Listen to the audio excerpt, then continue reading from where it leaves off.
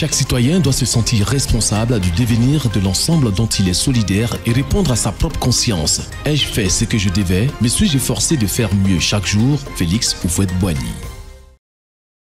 Après l'union à laquelle nous avons consacré l'émission de la semaine dernière, et comme annoncé du reste, nous allons parler de l'unité. L'union, nous l'avons dit, c'est ce sentiment fort, ce lien puissant qui doit exister entre les citoyens pour une communauté forte, paisible et prospère. Et nous avons dit aussi que l'union permet l'unité. Alors, nous allons parler de l'unité. Comment peut-on la définir? Le dictionnaire de Larousse nous en donne jusqu'à 13 définitions. Il n'est ni utile ni opportun de les citer toutes. Nous retiendrons les définitions qui suivent, qui cadrent avec les objectifs de ce programme d'éducation au civisme, d'éducation à la citoyenneté. Première définition, l'unité. C'est le caractère de ce qui est un, de ce qui est unique.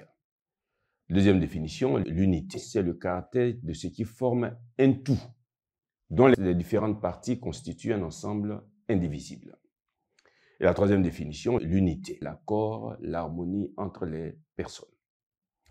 De la même façon que tous les citoyens doivent rechercher et vivre l'union, tous les citoyens doivent rechercher et vivre l'unité. Tous les citoyens doivent vivre dans l'unité. À cet égard, il est important que nous fassions 3 précisions.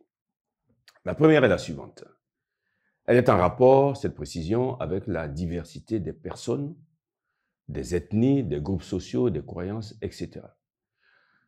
Cette précision est importante pour la raison suivante. Une certaine tendance consiste à dire que la diversité s'oppose à l'unité. Cela se produit lorsqu'on recherche, évidemment, la diversité sans l'unité. Lorsqu'on s'arc-boute à ses choix, à ses pensées, à ses intérêts, à ses particularismes, à ses préférences, à ses intérêts, choisissant ainsi la partie plutôt que le tout, oubliant que le tout est toujours supérieur et plus important que la partie, qui du reste ne peut exister sans le tout.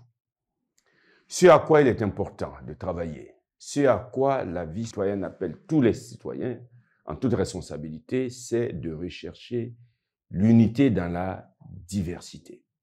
C'est-à-dire de faire en sorte que nos différences ne constituent pas un obstacle à l'unité et de considérer les différences comme des facteurs d'enrichissement mutuel, à l'instar des tapis que nous voyons tous d'ailleurs, dont la beauté provient de la diversité et de l'harmonie de leurs couleurs.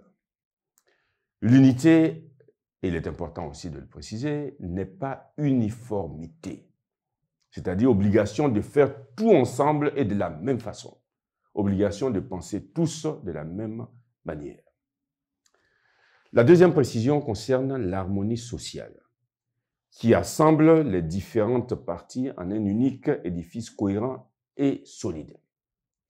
Il s'agit pour tous de combattre ce qui est de nature à créer des divisions entre les citoyens, en vivant la justice, en vivant la fraternité et en vivant la solidarité. À cet égard, il est scandaleux de voir que certains ont trop, alors que d'autres n'ont rien ou très peu. Il est aussi scandaleux de voir que certains vivent dans une abondance insultante et que d'autres ploient sous le poids écrasant de la pauvreté. Il est tout aussi scandaleux de voir que certains mangent plus qu'à leur faim et que d'autres peinent à se procurer un repas digne par jour. Et on pourrait multiplier les exemples.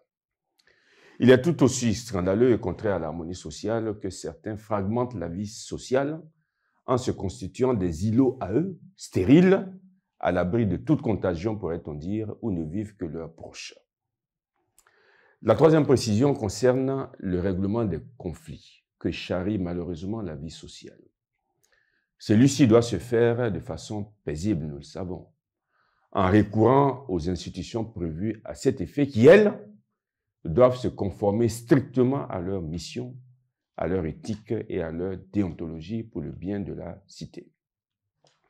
Toute forme de violence pour résoudre un conflit doit être proscrite entre les citoyens. Car nous le savons tous, parce que c'est un fait d'expérience et l'histoire nous l'enseigne aussi, la violence appelle la violence. Pour finir, nous nous permettons d'appeler tous les citoyens dont nous faisons partie d'ailleurs, nous nous appelons tous à vivre ceci, à vivre dans l'union des sentiments, à vivre dans l'union des cœurs et à vivre dans l'union des intérêts, à rechercher en tout temps et en toutes circonstances l'unité, en ayant en vue que le bien commun et à cultiver un esprit d'harmonie. Là se trouve notre responsabilité, nous le pensons, mais là aussi se remarquera la grandeur de chacun de nous, puisque celui qui recherche l'harmonie des cœurs, l'harmonie des sentiments et qui fait prévaloir en tout l'intérêt général, c'est celui-là qui est grand dans la cité.